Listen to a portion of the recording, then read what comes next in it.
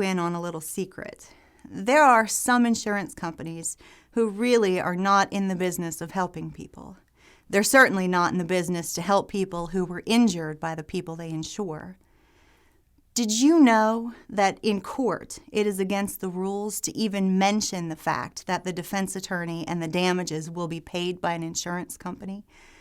If that's mentioned, the judge will declare a mistrial. Most insurance companies want everyone to think that the money is coming out of the pocket of the person who caused the accident. They want the jury to feel sorry for that person. They don't want the jury to think about the years of monthly premiums that have been paid to the insurance company to take care of this very situation. Some insurance companies will deny claims or offer ridiculously low settlements, even when it's clear that their insured person was at fault. They can do this because they know how expensive it is to go to court, and the insured person may not be able to find an attorney to help them. Here's another secret. Do you know who the real ambulance chasers are?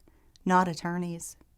North Carolina forbids attorneys from directly calling or going to the homes or hospital rooms of people who've been injured in accidents unless the injured person calls the attorney for help or already has a relationship with the attorney. Do you know who does call an injured person almost immediately after the accident? Insurance agents from many of the main insurance companies. Some insurance companies will have private investigators go to the homes or workplaces of injured people only a day or two after they're injured. Many have waivers and forms they'll pressure an injured person to sign, and some will insist on recorded statements before the injured person has a chance to find out his or her legal rights. You do not have to talk to them. You shouldn't. You have rights. Call Kurtz & Bloom and talk to an attorney before you do anything else.